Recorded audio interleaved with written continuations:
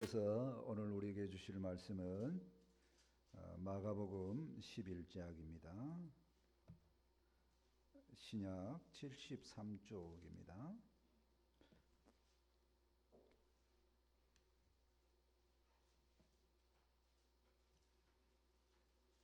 마가복음 11장 1절에서 10절 말씀입니다.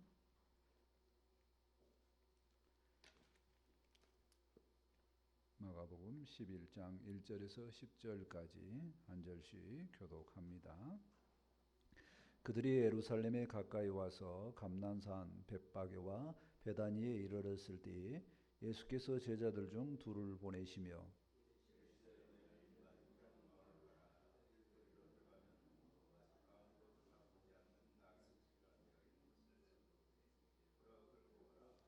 만일 누가 너에게 왜 이렇게 하느냐 묻거든 주가 쓰시겠다 하라. 그리하면 즉시 이리로 보내리라 하시니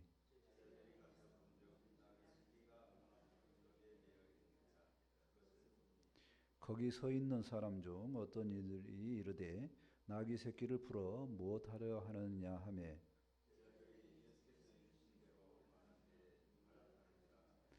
나귀 새끼를 예수께로 끌고 와서 자기들의 겉옷을 그 위에 얹어 놓음에 예수께서 타시니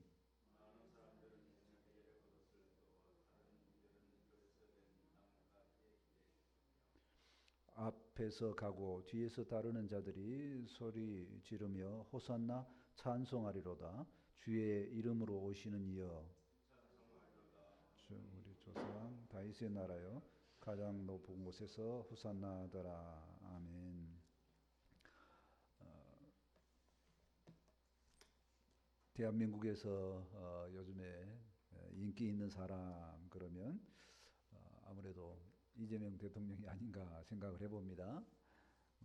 선거철도 있기도 하는데 좌우지간 어느 지방에 가든지 함께하고 사진 찍고 이렇게 환영하고 하는 사람들이 참 많습니다. 그 인기에 더하여서 아마 오늘 본문 말씀처럼 예수님이 그렇게 인기를 받으시기 그런 시간이 아닌가 생각을 해봅니다. 무리들이 굉장히 예수님을 이제 환영하고 있습니다. 호산나 외치면서요. 근데 그 본 마음에는 그렇게 예수님을 바라보지 않는 사람들도 있기는 한데 그래도 예수님은 호산나 부르시는 찬송을 이제 받으십니다. 우리가 호산나의 의미도 생각해보고 그러한 찬송을 받으시는 예수님 마음도 생각해봤으면 좋겠습니다. 아멘. 첫 번째, 예루살렘 입성 준비하기 위한 명령 말씀을 보고자 합니다. 1절 말씀입니다. 그들이 예루살렘에 가까이 와서 감난산 벳바게와 베다니에 이르렀을 때 예수께서 제자 중 둘을 보내시며 예루살렘에 가까이 왔습니다. 예루살렘 성에 6월절 되면 모든 명절에 가까워서 사람들이 이제 그쪽으로 들어가죠. 예수님도 거의 그 행렬에 가까이 이게 왔습니다. 성경책을 보면은요, 역사적으로 시간에 따라서 배열이 안 되어 있고 중요한 부분을 기록을 합니다. 오늘 마가복음 11장부터 끝까지 보면 15장의 부분에 거의 3분의 1이 실제적인 사건으로는 일주일밖에 안 됩니다. 3년의 기록이 3분의 2, 3분의 1이 일주일 사건이에요. 그만큼 독자는 성경은 하나님의 말씀은 그걸 중심에서 봐라 하는 얘기죠. 오늘은 예수님께서 중요하게 하시는 말씀보다 이 제자들의 반응과 무리들의 반응을 기록을 하고 있습니다. 그래서 그 반응을 보면서 우리도 좀 말씀에 대한 생각을 해봤으면 좋겠다 하는 겁니다. 제자들 둘을 보냅니다. 둘씩 보내는 의미는 뭐냐? 둘이 좋다는 거예요. 동역이라는 겁니다. 내 마음을 알고 이 소통이 잘 되는 사람이 있으면 좋겠다는 겁니다. 그래서 서로 의지하고 그러면 서로 배우고 서로 가르치고 하는 얘기죠. 그러니까 성경에는 베드로와 요한을 항상 묶고 싶은 그런 느낌이 있고요. 또 바울과 실라를 이렇게 묶습니다. 오늘날에도 뭐냐면 개인적으로 사는 것보다 이렇게 함께 이웃과 의지하면서 살면 참 좋겠습니다. 아무튼 예수님께서 둘을 보내십니다. 누군가가 중요한 것이 아니고 둘을 보냈어요. 자, 그러면 보내시면서 예수님께서 뭐라고 하시냐면요. 2절 말씀을 보실까요? 3절까지 연결이 되어 있는데요. 2절 먼저. 이르시되 너희는 맞은편 마을로 가라. 그리로 들어가면 곧 아직 아무도 타보지 못한 나귀 새끼가 매어 있는 것을 보리니 풀어 끌고 오라. 예수님의 전능성이 드러납니다. 맞은편에 가서 보면 나귀 새끼가 있을 것이다. 안 봤는데 어떻게 할까요? 우리는 그것보다는 예수님께서 그런 분이실까를 제자들은 생각했을까 하는 거예요. 아무튼 경험을 아직 그 정도까지는 해보지 못했는데 아무도 타보지 않는 나귀 새끼가 있으니 끌고 오라는 겁니다. 다 보고 계시는 거죠. 전 우주를 아마 볼 수 있는 신성이 있으시지 않을까 생각을 해봅니다. 자, 그런데 이해하지 못하는 명령의 말씀을 하십니다. 3절에 보면 만일 누가 너희에게 이렇게 하느냐 묻거든 주가 쓰시겠다 하라. 그리하면 즉시 이리로 보내리라 하시니. 끌고 오면 주가 쓰시겠다 이 말만 하면 된다고 하는 겁니다. 왜 이렇게 하겠느냐? 주인이 물어보겠죠, 당연히. 그러면 주가 쓰시겠다 하면 해결된다는 겁니다. 자, 여기에서 예수님의 말씀, 예수님의 명령을 한번 제자들이 받는 차원에서 생각을 해봅니다. 가장 단순하게 생각하면 이거죠. 주인이 누군지 모릅니다. 근데 가서 끌고 오면 가장 쉬운 표현으로 뭐예요? 절도죄잖아. 도둑. 절도죄에 해당되죠. 자, 이런 말씀을 예수님께서 하시면 머릿속에 어떤 생각이 위법한 일인데 이게 좀 그 사회적으로 도덕적으로 안 맞는 말인데 이 말씀을 과연 들어야 될까? 마음이 편하지 않습니다. 성경 말씀을 보면요. 딱 보면 이렇게 해야 되나? 불편한 말씀이 있다는 거예요.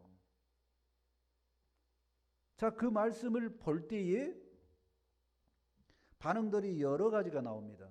첫 번째는 사회적 통념으로 봐서 이거는 하나님의 말씀이지만 난 도저히 못 듣겠다. 나중에 이해될 때까지 기다리자 유보. 어쩌면 보편적인 사람들의 판단이 아닐까 생각을 해봅니다. 자, 두 번째 판단은요. 늘 교회만 사는 분, 사회는 별로 쳐다보지 않는 분. 예수님께서 말씀하셨으니까 성경에 나오니까 무조건 따라 하는 분들이 있습니다. 이 분들도 성경에서는 그렇게 옳지 않다고 이야기합니다. 때로는 이웃과 함께하라고 하니까. 자, 그러면 주님이 오연하시는 말씀은 뭐냐면요. 이성적으로, 지식적으로 생각해도 안 맞아. 안 맞는데 그럼에도 불구하고 어떻게 하라는 거예요? 그럼에도 불구하고 주님께서 말씀하셨으니 성경의 말씀이니 한번 따라 보라는 겁니다. 그럼에도 불구하고 순종하라. 이겁니다. 그럼에도 불구하고 순종하라. 그럼 뭐가 있다고요? 그러면 주님의 능력을 체험한다는 겁니다. 자, 우리도 봅니다. 어려운 명령의 말씀을 보면 어떻게 반응합니까? 저도 아까 세 사람의 분류를 이야기했지만 1번처럼 많이 반응합니다. 아직은 나하고 안 맞다. 아무리 성경에 나온 말씀이지만 그렇게 생각한다는 겁니다. 제가 청년회 때 교회 다니기 시작한 지 한 6개월쯤 됐을 때 가장 마음에 부딪히는 말씀이 있었어요. 뭐냐면 사람의 원수가 집안 식구니라. 이게 뭔 말이다냐? 조금 더 내려가서 읽어보니까 아버지와 어머니를 나보다 사랑하는, 그러니까 예수님입니다. 예수님보다 사랑하지 않는 자는 내게 합당하지 아니하다. 그런 말씀을 공부를 하기 시작을 했어요. 아버지하고 어머니를 사랑하지 말라고 하는 말씀이니까 막 부딪히더라고요. 그래서 그 장 전체를 읽어봤습니다. 그랬더니 예수님께서 하시는 말씀이 뭐냐면 예수님께서 이 땅에 오시는 이유는 세상 사람들과 너희가 화합하도록 온 것이 아니라 세상 사람들과 너희가 원수가 되도록 하기 위해서 내가 왔다고. 말씀의 맥락이 그 말씀이에요. 굉장히 부딪히는 말씀이었어요. 왜 예수님께서 이 말씀을 하셨을까? 나중에 깨닫게 되었습니다. 어떤 말씀이냐면요, 우리 주님께서는 바르게 신앙생활할 때 가장 나를 힘들게 하는 존재가 가장 나에게 중요한 사람이다, 그 말씀이에요. 이 말씀이. 그런데 가장 중요하게 생각하는 그 사람과 인간적인 관계나 그 정을 이기고 하나님의 길을 가고자 하는 마음이 없으면 나를 따라오기 너무 힘들 거다, 그 말씀입니다. 그리고 하나님을 따르려고 바른 길을 가게 되면 세상 가치관을 사는 사람들과 화합할 수 없으니 싸울 수밖에 없다, 그 말씀입니다. 우리에게는 늘 성경을 읽다 보면은요, 내 믿음의 성장 정도에 따라서 늘 부딪히는 말씀이 있고 늘 새롭게 다가오는 말씀이 있어요. 말씀이 새롭다는 겁니다. 예수님은 오늘 제자들에게 이야기를 합니다. 도덕적으로 윤리적으로 안 맞죠. 가서 나귀를 끌고 오라. 제자들이 갑니다. 말씀에 의지해서 가죠. 그리고 나중에 제자들은 깨닫게 됩니다. 요한복음 2장 9절에 가나안 혼인잔치에도 거기에 똑같은 말씀을 생각을 해봅니다. 연회장은 물로 된 포도주를 맛보고도 어디서 났는지를 알지 못하되 물도 온 하인들을 알더라. 누구는 안다고요? 하인들을 알더라. 예수님의 말씀이 그 당시에 도저히 이해 안 되는 말씀입니다. 근데 해보니까 알게 되었다, 깨닫게 되었다, 예수님이 바르게 보였더라, 그런 말씀입니다. 우리도 예수님께서 말씀하실 때에 성경의 말씀이 우리에게 들려질 때 참 순종하기 어려운 말씀일 수 있습니다.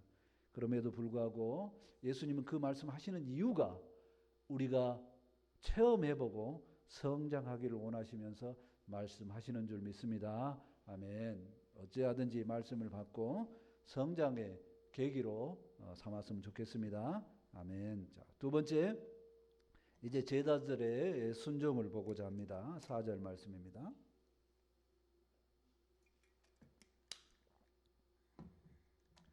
4절입니다. 제자들이 가서 본즉 나귀 새끼가 문 앞에 거리에 매어 있는지라 그것을 푸니. 딱 가서 보니까 나귀 새끼가 있어요. 그래서 풉니다. 그러니까 이 푸는 것은 뭐냐면 제자들이 그때까지 생각이 뭐였냐면 주인하고 뭔가 말이 있었을 거다, 그런 느낌으로 가기는 갔어요. 딱 풀었어요. 그래서 그러니까 5절 말씀 봅니다. 거기 서 있는 사람 중에 어떤 이들이 이르되 나귀 새끼를 풀어 무엇 하려느냐 하며, 갑자기 그 사람들이 뭐라냐면 그 나귀 새끼를 어디다 쓰려고 그러냐, 왜 부르냐, 이런 제자들이 들을 때 당황한 이야기를 합니다. 뭔가 예수님과 그 사람들의 어떤 계획 속에 있는 게 아니라 예수님께서 일방적으로 명령을 하신 거다, 그걸 생각하니까 당황을 하게 되죠. 당황할 때 문제를 어떻게 해결합니까? 제자들은 어떻게 해결한가요? 아주 단순합니다. 6절 말씀을 보실까요? 제자들이 예수께서 이르신 대로 말하는데 이에 허락하는지라. 어떻게 해결했다고요? 자기 생각, 자기의 이론, 합리적인 것 말하지 않고 예수님께서 하신 말씀 그대로 합니다. 뭐라고 했어요? 주가 쓰시겠다, 주가 쓰시겠다, 이렇게 하라는 겁니다. 문제 해결은 예수님께서 하신 말씀 그대로 하면 해결되는 가 많다는 겁니다. 그래서 주님의 능력을 체험을 하게 되는 거죠. 그래서 이제 7절입니다. 나귀 새끼를 예수께로 끌고 와서 자기들의 겉옷을 그 위에 얹어 놓음에 예수께서 타시니. 제자들은 나귀 새끼를 끌고 왔고 또 겉옷을 덮었습니다. 나귀 새끼는 저는 이제 나귀를 안 타봤는데요. 아무래도 타면 불편하니까 뭔가 쿠션이 되게끔 하는 옷을 덮었지 않을까 생각을 해봅니다. 자, 여기에서요, 제자들이 순종하는 모습을 생각을 해봅니다. 제자들의 순종은 어떻게 했어요? 말씀 있는 그대로 했죠. 절반만 아닙니다. 우리는 하나님의 말씀이 들려질 때 절반만 순종할 수 있습니다. 부분적으로. 그거 옳지 않고 있는 그대로 한다는 겁니다. 가기는 했지만 말을 그대로 안 하는 경우도 있는, 이러지 않고 그대로. 또 제자들의 순종은 어떤 순종이었냐면 말씀에 의지하는 순종이었습니다. 예수님께서 말씀했기 때문에 순종한 거죠. 우리가 뭔가를 체험을 하려면 이렇게 말씀에 의지해서 순종을 해야 됩니다. 말씀에 의지하라는 것은 신앙이 있는 주변 사람의 말을 들을 수 있습니다. 목회자가 설교하는 말씀을 들을 수도 있습니다. 근데 가장 중요한 기준이 뭐라고요? 성경 말씀이 들려지는 대로 맹목적으로 나보다 연수가 많은 사람이 해서 그대로 따라하는 거, 윤리적으로 도덕적으로 중요하지만 말씀에 의지하는 순종이 가장 좋은 줄 믿습니다. 아멘. 또 이 제자들이 말씀에 순종해서 그렇게 했더니 영향력이 있죠. 그 사람들에게 설명을 한 것이 아니라 주가 쓰십니다. 이 말만 했더니 그들도 그렇게 하고 나귀를 내보내줍니다. 제자들은 그 이야기를 나중에 마음에 갖고 있고 복음을 전하는 것보다 자기의 경험을 다 이야기합니다. 그리고 그 경험을 들은 마가라는 사람이 오늘 이 성경석을 쓴 겁니다. 그러면서 제자들은 쭉 하는 얘기가 뭐냐면 믿음의 성장하는 부분을 이야기합니다. 성장하는 부분이 한 번 듣고 예수님 만나자마자 확 엎어지고 꼬꾸라져서 갑자기 능력이 어마어마한 사람으로 됐다 하지 않고 제자들은 순종할 때도 있고 순종 안 할 때도 있고 늘 이런 모습에 자기의 연약한 모습을 보이고 나중에 돌아보니 순종했다 이렇게 하는 겁니다. 베드로도 보실까요? 누가복음 5장에 보면 베드로가 예수님을 만나기 얼마 안 됐을 때 말씀에 의지하여 내가 그물을 내리리이다. 그리고 밤새 고생했지만 말씀에 의지해서 내려갔습니다. 그랬더니 물고기가 어마어마하게 봤죠. 그러면서 베드로가 고백합니다. 주님은 하나님이십니다. 그렇게 하나님으로 만났는데 그 이후로 베드로가 잘 살았나요? 아니죠. 가장 후회하는 것이 아마 이거일 수도 있어요. 예수님께서 붙잡히시던 말에 그 날에 3번 부인하죠. 근데 이것도 자기가 당황해서 그런 게 아니라 예수님이 이미 3번 너 부인할 거라고 말했어요. 말했는데도 부인했다니까요. 이 모습이 무슨 모습이냐면요. 늘 제자들은 때로는 순종하고 때로는 순종 못했습니다. 우리도 똑같다는 거예요. 때로는 순종하고 때로는 순종 못할 수도 있습니다. 방향은 뭐냐? 방향은 예수님만 향해 있으면 된다는 겁니다. 예수님을 향해 있지 않고 돌아선 제자가 있죠. 누굽니까? 가룟 유다. 그렇게만 안 하면 된다는 거예요. 그러면 뭐가 되냐? 평균이 뭐예요? 그래도 순종할 때마다 예수님을 체험하고 순종할 때마다 믿음이 자랍니다. 평행했다가 올라가는 수치가 있다는 겁니다. 그래서 나중에 제자들은 다 주님께서 원하시는 합당한 제자들이 되었습니다.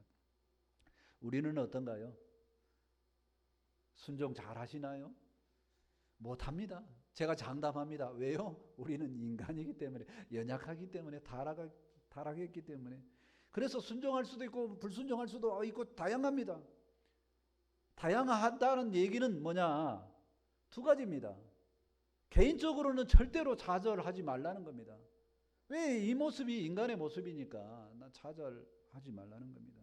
또 타인을 볼 때 뭐라 하냐면 연약할 때에 마음으로 용납하라는 겁니다.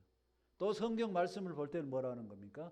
용기를 내라는 겁니다. 또 도전하면 된다는 겁니다. 언젠가는 믿어지고 언젠가는 성장한다는 겁니다. 돌아서지만 않는다는 겁니다. 그러면 하나님은 때가 되어서 우리가 성화되고 인정의 자리에 놓게 되고 하나님께서 인정해 주실 줄 믿습니다. 아멘. 믿음의 조상 아브라함도 처음에는 안 좋았는데 하나님께서 인정해 주실 때가 있었습니다. 이제야 그렇게 하고 인정해 주셨죠. 창세기 22장 12절에 말합니다. 내가 내 아들 내 독자까지도 내게 아끼지 아니하였으니 내가 이제야 내가 하나님을 경외하는 줄을 아노라. 이제야 성장했구나, 그렇게 인정해 주는 겁니다. 우리 모두 제자들처럼 또 믿음의 조상 아브라함처럼 주님의 말씀을 순종하는 성장이 있을 것을 믿고 주님만 향해서 그 방향으로 쭉 달려가는 우리의 신앙이 되었으면 좋겠습니다. 아멘. 세 번째, 예수님의 입성하는 모습을 보고자 합니다. 8절 말씀입니다. 많은 사람들은 자기들의 겉옷을 또 다른 이들은 들에서 벤 나뭇가지를 길에 펴고. 많은 사람들의 반응은요, 겉옷을 깝니다. 그 다음에 종려 나뭇가지를 흔들죠. 왜 그래요? 왕이 왔다. 왕이 왔다는 겁니다. 왕이 왔다. 열렬하게 경배하고 환영을 합니다. 그분을 보니까 좋은 일을 하고 내게 도움이 되겠다. 저분의 다스림 속에 있으면 평안할 거다. 그렇게 하는 거죠. 그래서 외칩니다. 9절 말씀 보실까요? 앞에서 가고 뒤에서 따르는 자들이 소리 지르되 호산나 찬송하리로다 주의 이름으로 오시는 이여. 예수님의 앞뒤로 가면서 예수님을 호위하면서 호산나 찬송하리로다 이렇게 합니다.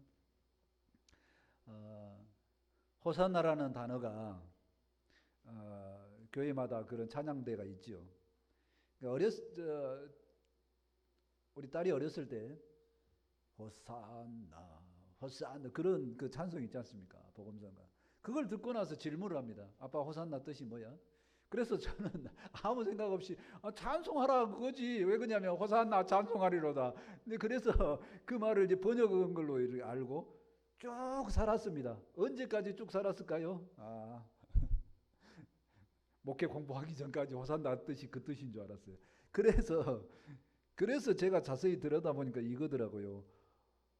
호시야 나 안나 이렇게 부르는 말을 모음 빼고 붙인 말이에요. 호시아는 구원하소서, 나는 이제 안나는 우리가 구하옵나니 이겁니다. 그러니까 그것을 보면 시편 118편 25절에 여호와여 구하옵나니 이제 구원하소서 이 뜻이에요. 호산나가. 그러니까 뭐냐면 이스라엘 백성들은 찬송을 하고 있는 게 아니라 우리를 구원하여 주소서 이런 뜻이에요. 찬송이 붙은 것이 아니라 우리를 구원해 주십니다. 그런데 왜 주의 이름으로 오시니여 찬송하리로가 붙였냐면 우리를 구원해 주실 주님이기 때문에 찬송합니다. 그 뜻입니다. 먼저는 뭐냐면 우리를 구원해 주십시오 라고 하는 겁니다. 그래서 그들의 바람이 연결되는 것이 뭐냐면 다음 절까지 연결이 됩니다. 10절 말씀을 보실까요? 자, 마지막 절입니다. 같이 한번 읽어볼까요? 자, 10절 말씀을 같이 읽겠습니다. 시작.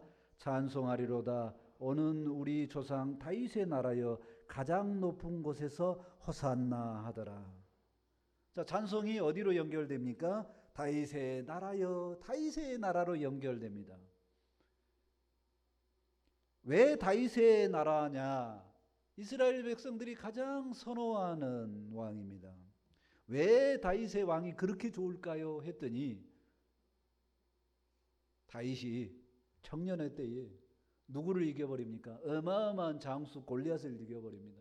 왕이 되어서는요, 주변 나라 다 점령합니다.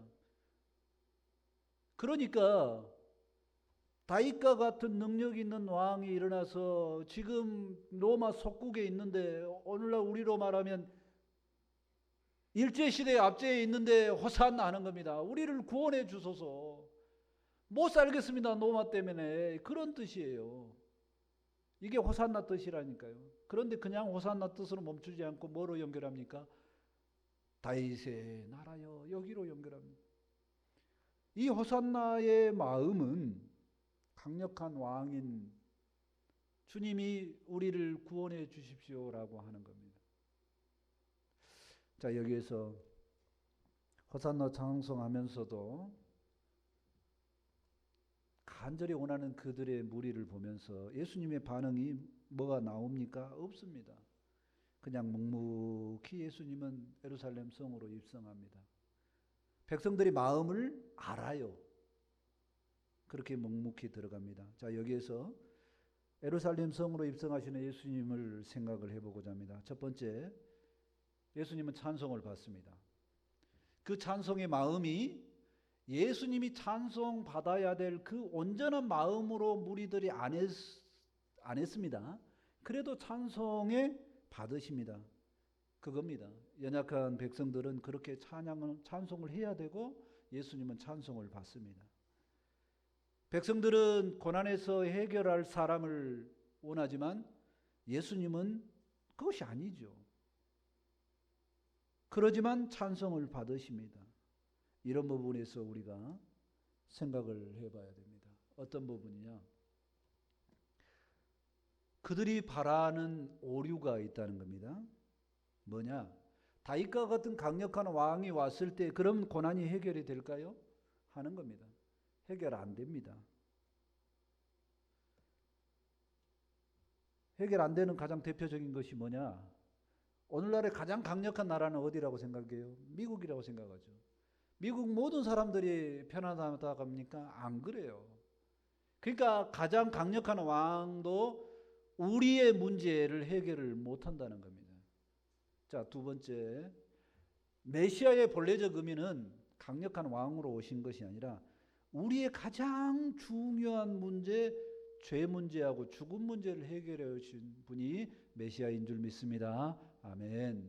그래서 예수님은 찬송의 모습으로 예루살렘을 입성을 한 것이 아니라 십자가에 죽으시기 위해 입성하셨다는 겁니다.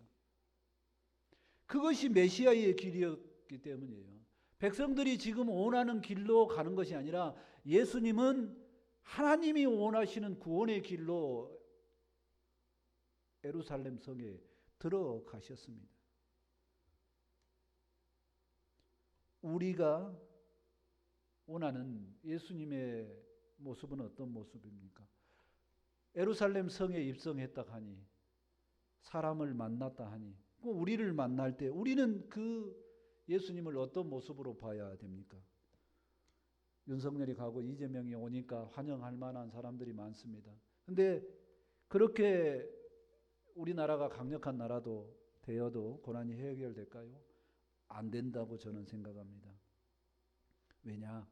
우리는 연약하기 때문에, 근본 그렇게 태어났기 때문에, 죄를 안고 태어났기 때문에 안 된다는 겁니다. 우리의 예수님은 몸과 영혼을 다시 살리시는 진정한 메시아로 우리 가운데 왔는 줄 믿습니다. 아멘. 내 몸만 세상에서 평안하기 위해서 예수님을 만나는 게 아니라 내 영혼이 살아나는 죄 문제도 해결하기 위해서 오신 예수님을 만났으면 좋겠습니다. 아멘. 우리의 죄 문제와 우리의 죽음 문제를 해결하신 유일한 구원자는 예수님인 줄 믿습니다. 아멘. 그래서 우리는 호산나 해야 됩니다. 나를 구원해 주십시오라고 진정으로 알고 예수님을 호산나 찬송하는 우리 모두가 되었으면 좋겠습니다. 아멘. 아는 말씀 한 번 더 봅니다. 사도행전 4장 12절 말씀입니다. 다른 이로서는 구원을 받을 수 없나니 천하 사람 중에 구원을 받을 만한 다른 이름을 우리에게 주신 일이 없음이니라 하였더라. 유일한 구원자 예수님을 생각하면서 호산나 찬송하는 우리 모두가 되었으면 좋겠습니다. 아멘. 말씀을 정리합니다. 주님은 예루살렘의 구원자로 입성하십니다. 제자들은 순종으로 이를 준비를 합니다. 수많은 무리들은 자기의 바람대로 호산나 외치지만 주님은 그럼에도 불구하고 그 찬송을 받으시기 합당한 메시아인 줄 믿습니다. 아멘. 또 우리도 동일하게 그 무리들이 호산나 찬송했듯이 우리도 찬송해야 합니다. 왜 그렇습니까? 예수님만 우리의 유일한 구원자이기 때문에 호산나 찬송해야 되는 줄 믿습니다. 우리가 종료주일에 바른 마음으로 예수님을 온전히 구원자로 믿으며 호산나 찬송하는 우리 모두가 되었으면 좋겠습니다. 아멘. 기도합니다. 호산나 찬송받기에 합당하신 예수님을 인하여 감사합니다. 백성들이 원하는 모습으로 그 역사를 이루기 위해서 입성하는 것이 아니라 예수님은 구원의 역사를 위해서 십자가에 죽으시기 위해 예루살렘으로 입성을 하십니다. 그 예수님의 구원의 역사를 알고 우리가 이제 호산나 찬송을 하오니 우리의 찬송을 받아 주옵소서. 우리의 삶 속에 가장 힘든 것은 죄와 죽음 문제를 생각합니다. 이 문제를 해결하기 위해 주님께서 오셨사오니 이제 호산나 이름을 부르 찬송합니다. 우리의 찬송을 기뻐 받아 주옵소서. 우리의 일평생 삶이 예수님 때문에 호산나 찬송하는 우리의 삶이 될 수 있도록 함께하여 주옵소서. 말씀이 선포되었사오니 이 말씀이 우리에게 생명이 되고 은혜가 되기를 원합니다. 함께하여 주옵소서. 감사하며 예수님의 이름으로 기도합니다. 아멘. 이제 찬송 142장 하시고 준비하신 예물 하나님께 드립니다.